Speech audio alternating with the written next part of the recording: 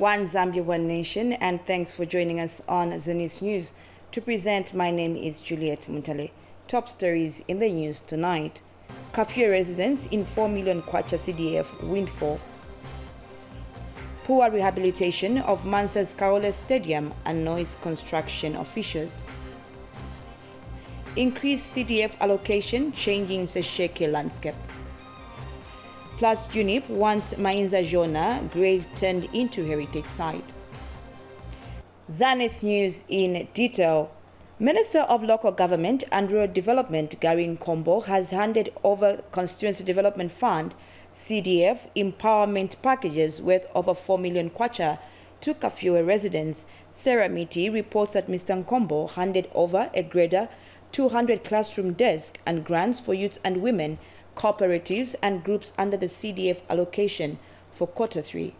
As government implements its decentralization strategy, the Constituency Development Fund CDF becomes an essential driver to deliver the much-needed social services to citizens effectively. Today, 42 cooperatives and youth and women groups received empowerment grants of up to 40,000 kwacha each for their various projects. Additionally, a brand new motor grader and 200 school desks were handed over to the council, purchased using the CDF allocation. Local Government and Rural Development Minister Gary Nkombo officially handed over the empowerment.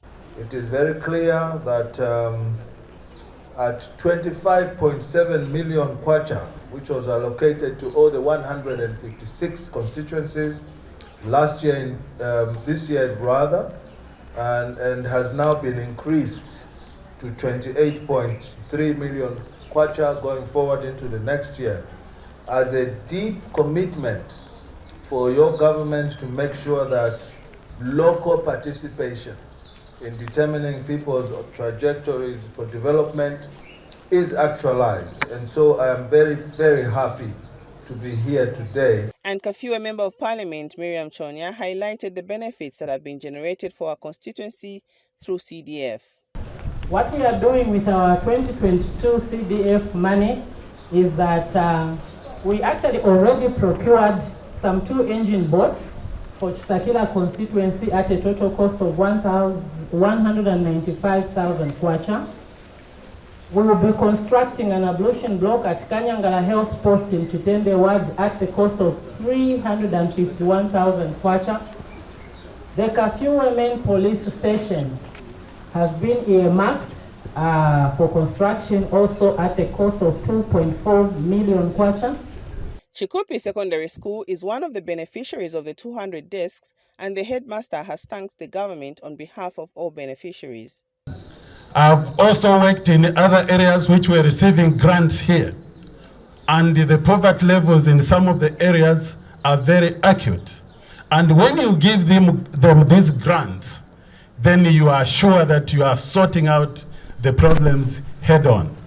Would like, sir, to convey through you our gratitude that our government is really serving the people of this country. The Constituency Development Fund has once again been increased from 25.7 million to 28.3 million kwacha, and more citizens are expected to benefit from it. Sarah Miti for Zanis in Kafir. Zambia and the Democratic Republic of Congo have signed a memorandum of understanding which will result in the two countries actualizing the manufacturing of electric car batteries. This signing ceremony comes after the two countries signed a cooperation agreement to facilitate the development of the value chain in the electric battery and clean energy sector. The United States government has since pledged to source for partners who can financially support the project to be undertaken by the two countries. President Hakainde Hichilema and his Congolese counterpart Felix Tshisekedi witnessed the signing ceremony on the sidelines of the US-Africa Leaders Summit, which is underway in Washington, D.C. Minister of Foreign Affairs and International Cooperation Stanley Kakobo signed on behalf of Zambia, while the DRC Foreign Affairs Minister Christopher Lutundula signed on behalf of the DRC, as U.S. Secretary of State Anthony Blinken witnessed together with the two presidents. Enfin, je vous trouve. Content de vous voir. On s'est tellement raté. Oui, merci. You know Jose Fernandez or United States? Nice to meet you. How are you? Mr. President, welcome. How are you? Good to see you. Undersecretary Fernandez. Welcome. Come on in, please. How are you? Good to see you. How are you? Yes, I know. Mr. Nice to see you. Thank you. Come on in. Yes.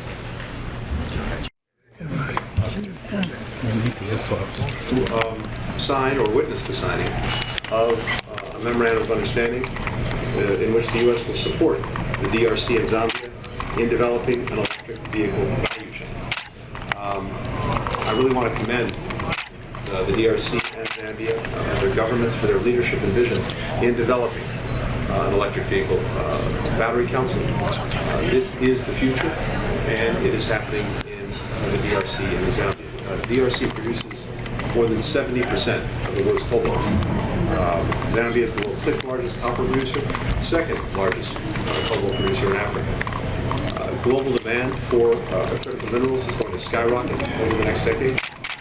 The plan to develop an electric battery supply chain opens the door for U.S. and like-minded investment to keep more value added in Africa.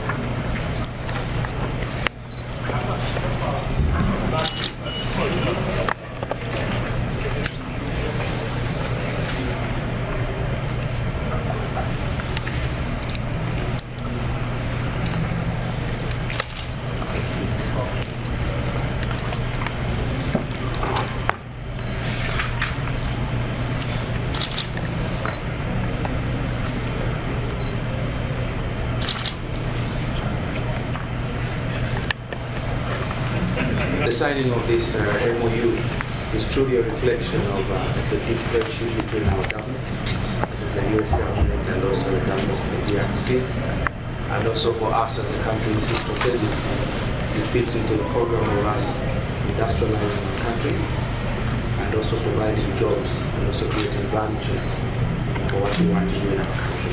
This also deepens the friendship that already exists between the two countries.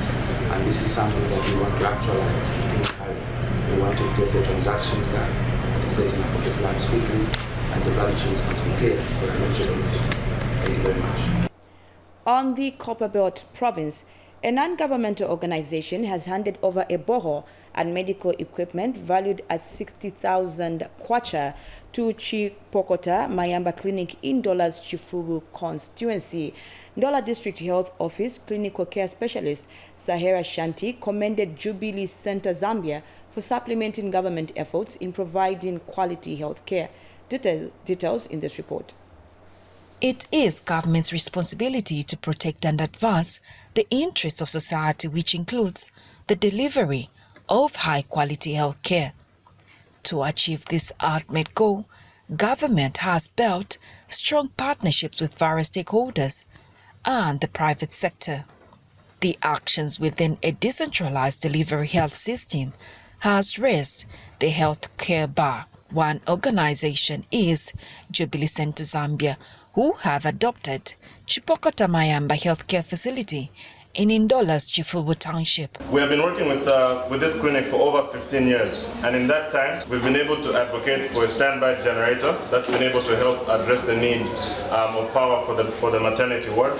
The facility has since undergone transformation over the years to accommodate the growing population and cater for the demand of Health Services. The recent project is handing over a borehole to address water scarcity, a monitor and bathings for the labour ward. That challenge we're having of water shortages at Chipokote Mayambe will be a thing of the past. Maternal deaths and neonatal deaths will be abated because we'll be able to monitor it at that high level of monitoring so that we prevent maternal death and neonatal death. From the year 2004, we have seen massive development, and not only development that is led by government, but massive development led and initiated by the church.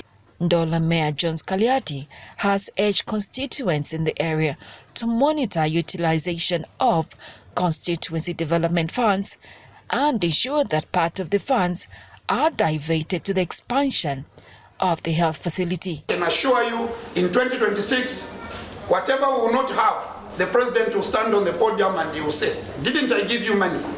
Violet Tembo, reporting for Zanis, Ndola. Thank you, Violet, for that report. The National Council for Construction, NCC, says it is not impressed with the pace and quality of works done at Kafue Stadium in Nchanga District in Copperbelt Province. Speaking after inspecting works at the stadium, NCC Board Chairperson Vitalis Moya says the rehabilitation and upgrading of Kafue Stadium needs to be revisited as the contractor is behind schedule.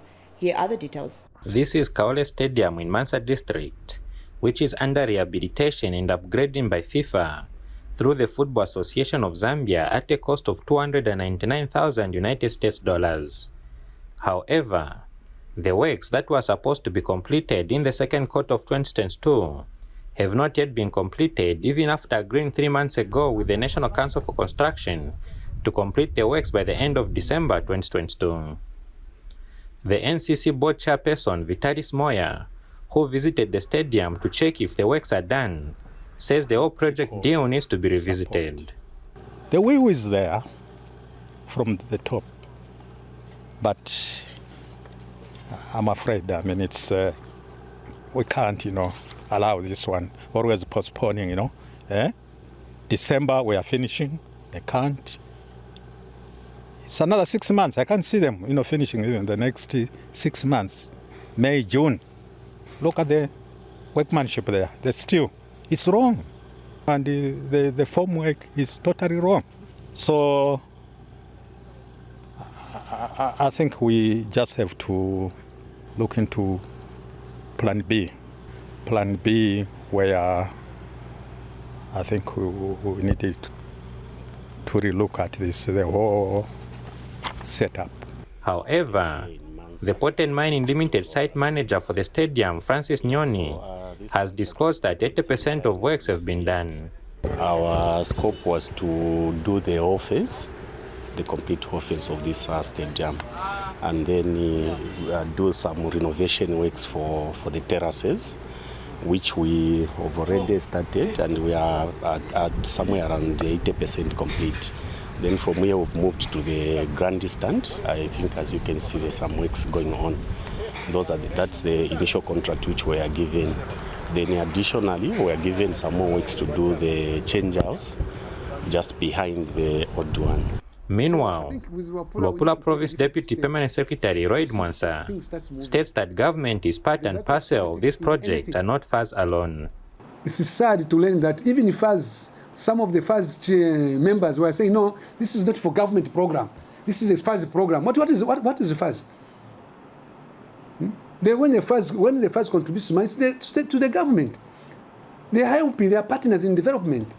Now, does it mean when money comes from FIFA, then the government does not have a hand to see things move? It is our duty, and I want to stop talking this, it is our duty to inspect each and every project in the province, as long as it is on the ground of Zambia. We are the overseers, because at the end of the day, it's this government which they are going to condemn. Chipili Makasa, Zanis, Nchanga District. In Central Province, Kelvin Tembo reports that Kafue District Commissioner Lennox Shimwambwa is disappointed with the delayed completion of the construction of Katondo Police Post. Mr. Shimwamba, who undertook an on-the-spot check at the facility, says the delayed completion of the project is denying over 7,000 residents of police services. Safety and security lie at the heart of prosperity for any community and plays a pivotal role in the development process of any nation. Provision of security services is among the many priorities for government. It is for this reason that the delay to complete the Katondo Police Post project has not settled well with the district administration in Kafue. But obviously we're concerned as government that funds are available in the bank, and again we can't actualize projects like this. Projects like this will help us in terms of security of our communities here. That is what government wants to do, to provide security. But to have a situation where you can't open doors to a police post like this when you just need 1 or 2 touch-ups, funds are available. And I think this is what the president is talking about. Functionaries within the system is beginning to fail us, and we have to uproot those that are making work difficult for government.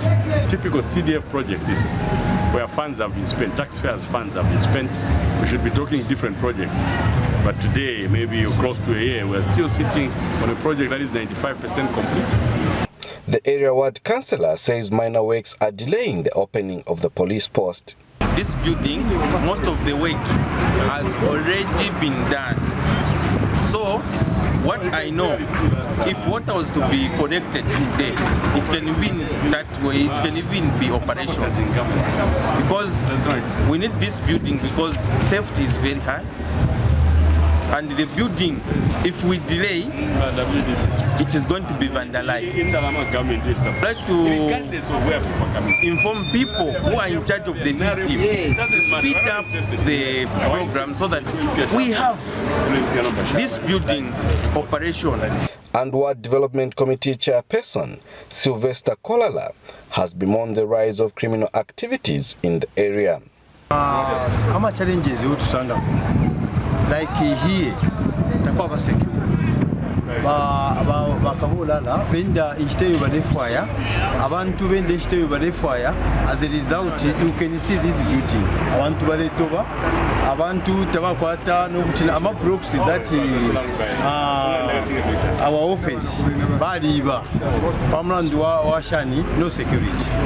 So please talomba kofe, especially ba local authority bafumya ko fast that money so that each into 100% charge, so that mulama final touches twapwisha ba police baisa kuno mutu wafako crime iya bakuno.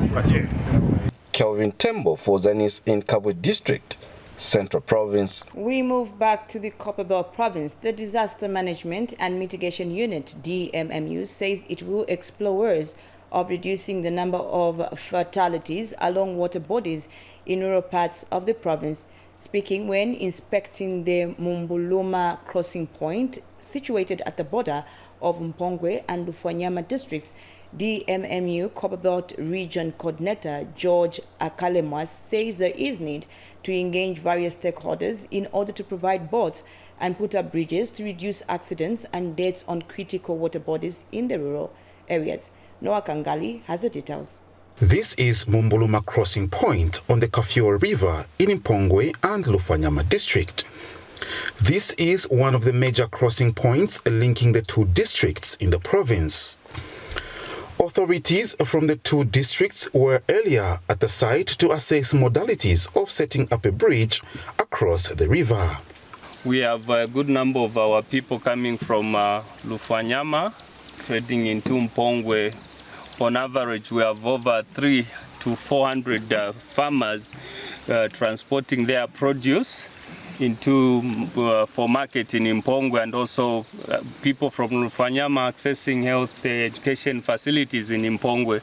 So we are appealing to the authorities to find a lasting solution, which is to put a bridge across. We've lost per year.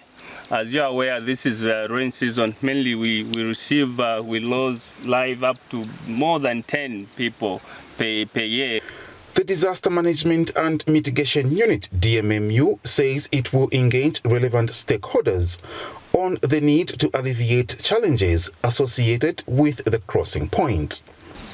We have had quite a good number of people losing lives in here. I think DMMU cuts across. Our national coordinator has made it clear that we should not be able to lose any life where we can be able to manage. As much as we are discussing, we needed to find at least the immediate solution. If it means maybe asking the national coordinator to help us with maybe 1-2 boats.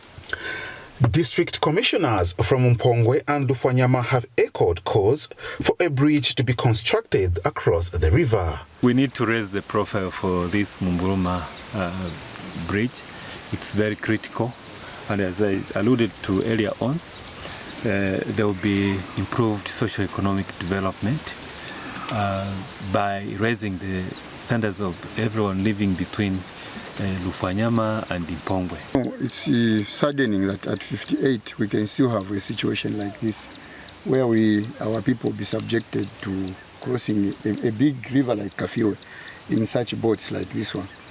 And you know, most of our people are being overcharged just to cross on this stream. Noah Kangali for Zanis in Mpongwe.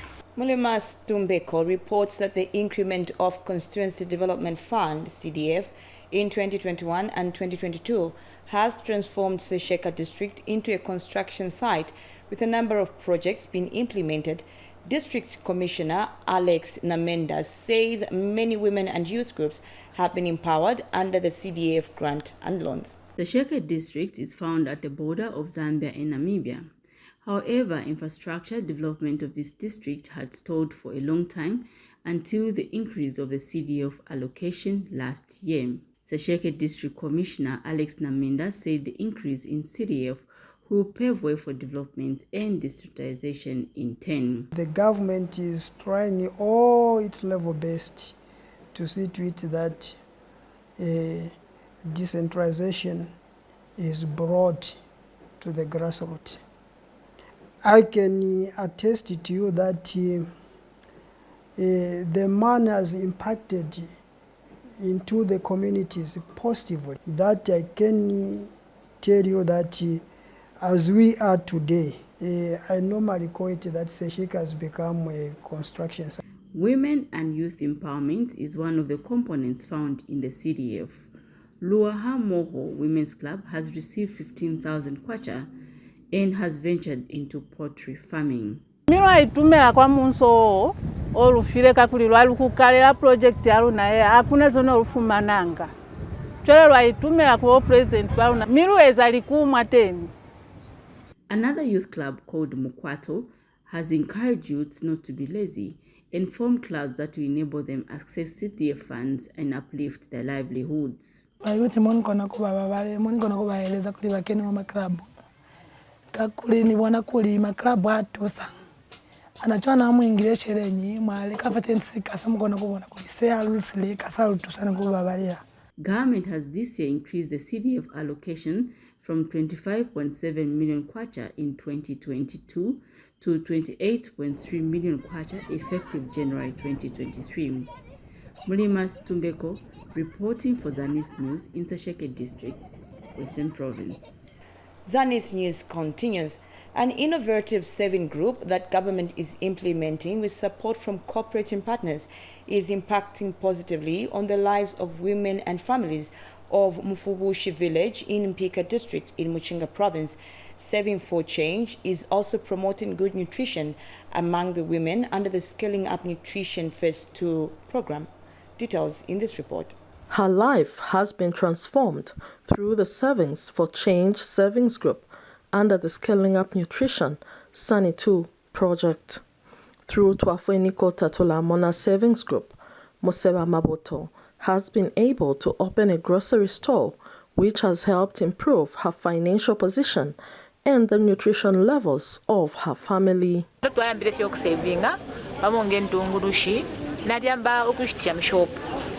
ino namba okushikya mu shopu ndabakoseresha bamemba okutira empyero balepoka era isho kutwara kumbi rero bareshitwara mu kugomba pakutushire babweshera ya nasenda nantiro kutirina nasenda nombolurupia ndefo kushita mu imbudo. 4 savings groups were formed under the Department of Community Development last year, and after 1 year of serving, they have been able to share out. We have witnessed the sharing out of funds under Savings for Change saving groups. These groups were formed in 2021 in December last year. A total of 20 groups were formed under Scaling Up Nutrition. Just for the start of 4 groups.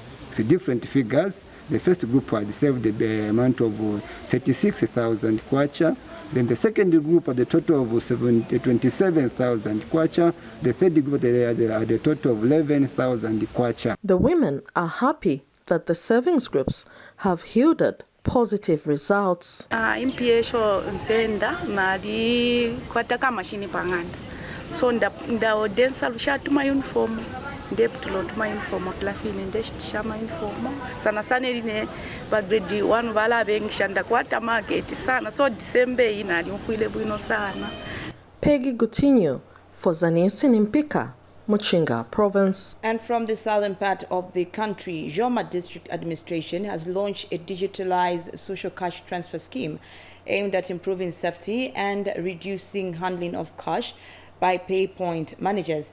District Commissioner Sigalea Gamela, who launched the digitalized social cash transfer scheme, says automating the payout will also improve timely access of funds by beneficiaries. With the increased transfer value of the social cash transfer scheme from 300 kwacha to 400 kwacha every 2 months for vulnerable people and 800 kwacha for the physically challenged who were previously getting 600 kwacha, with escalating cyber crimes, the theft of the monies being dispersed hard cash and the social cash transfer to beneficiaries has been a concern. To address this challenge, government has launched a digitized payout mechanism in Choma District of Southern Province to reduce the risk of handling cash by paypoint managers. I'm aware that there have been challenges here and there for you paypoint managers, hence the coming in of automation and the digitalization of the payments. Choma District Education Board Secretary Dennis Hameja advised teachers who are paypoint managers to be responsive to the social cash transfer challenges. Time around, we are aware of the presidential directives that the narrative at the top should be the same narrative at the middle and should be the same narrative at the bottom. Choma District has 8,875 social cash transfer beneficiaries, and Choma District Social Welfare Officer Kazembe Ziambo is happy that social cash transfer has been digitized. We need to change from the manual way, we now go digital.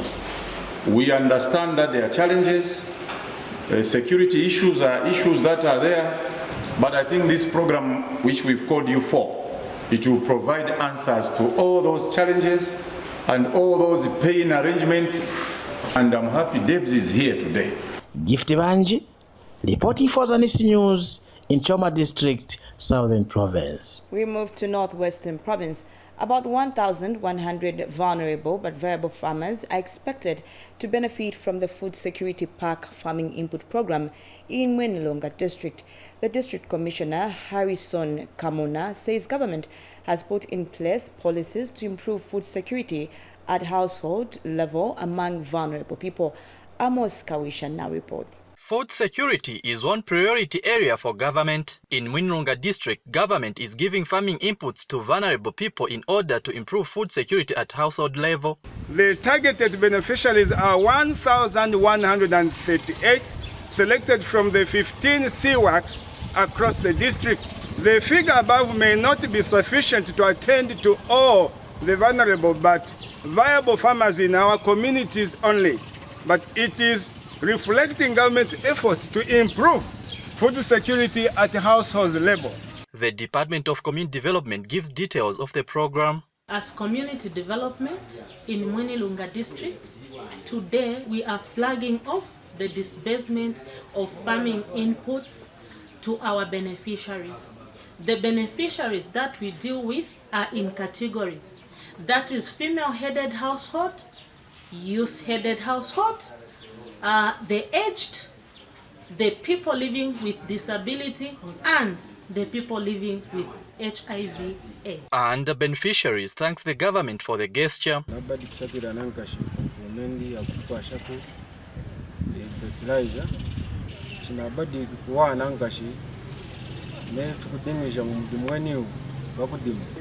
Tunasekirire hama kamfulumendi yeni yina kuchwisha umana na kututarira hamu tunazangarari haukwashu weni unatukwashu. The Food Security Pack program targets to benefit people living with disabilities, the aged, and the vulnerable but viable farmers. Amos Kawisha reporting for Zanis in Winonga District, Northwestern Province. We move back to Southern Province. Kostak Amudenda reports that December 11th, 2022 marked 21 years since Zambia lost one of its gallant founding leader, Mainza Jona, who contributed greatly to the country's independence. In remembering his contribution to the country's liberation, the United National Independence Party UNIP in Southern Province has called on government to honor the late Mainza Jona by recognizing his burial site as a national heritage site. Mainza Jona was a gallant leader, a seasoned politician who, along with many others, fought for the liberation of Mother Zambia. It is now 21 years since his death, but the memories of his contribution to the country's political independence remains alive in the minds of many. We've just celebrated the 21st anniversary in terms of the departed man, the current man of this country, who happens to be Mainza Jona, who was a key member of the United Independence Party. Today we are celebrating 21 years. Mainza Jona, celebrating his life. If it was not for these gallant people, the Mainza Jona, this freedom we are having now,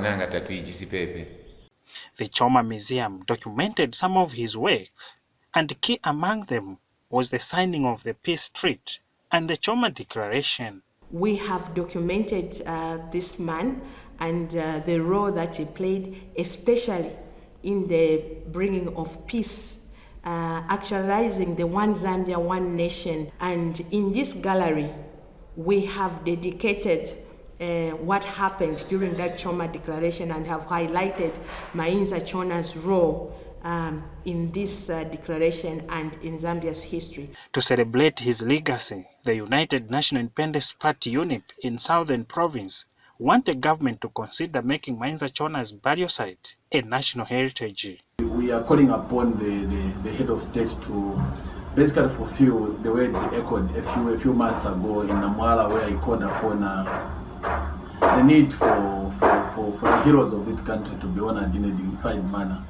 And it is for this reason that we call upon the head of state to honor Mainza Jona, and perhaps even go to the extent of having the burial site as a national heritage, where a number of young people, not only those from Southern Province, but around the country, can be able to learn more about the history and how much Mainza Jona and the others contributed. Mainza Jona may have died many years ago, but his contribution to the nation will never be forgotten. Costa Kimudenda, Zanis, in Choma District, Southern Province. And finally, in the news tonight, Minister of Tourism and Arts Rodney Sikumba has urged the National Heritage Conservation Commission to market the country's heritage sites. Mr. Sikumba says heritage sites should operate as business entities and generate revenue to contribute to the economic development of the country. James Malumba reports that Mr. Sikumba said this in Lusaka during the inauguration of the new board members of the National Heritage Conservation Commission. They have been unveiled as the new board members for the National Heritage and Conservation Commission. Minister of Tourism and Arts, Rodney Sikumba, unveiled the board members today with a call for them to market the country's heritage sites by coming up with activities that will generate income. Sadly, these resources are underutilized, and are yet to be exploited. It is my desire that these resources are developed and utilized to the benefit of the Zambian people, ultimately contribute to the economic development.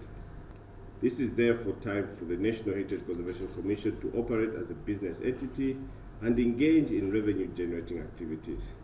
Mr. Sikumba also announced that the process to review the National Heritage Conservation Commission Act is underway. The National Heritage Conservation Commission Act is one of the pieces of legislation that needs to be reviewed. Ultimately, we're talking about repealing the NHCC Act. The review of the Act must be aligned with the Tourism Master Plan, the 8th NDP, and other pieces of legislation that speak to growing our tourism sector. National Heritage Conservation Commission Executive Director Muyombwa Ndiyoyi notes some of the challenges the Commission is faced with in executing their duties. Inadequate grant allocation from government, the debt burden that has accrued over a long period of time due to erratic grants that were not being released. So this has accrued over a long period of time.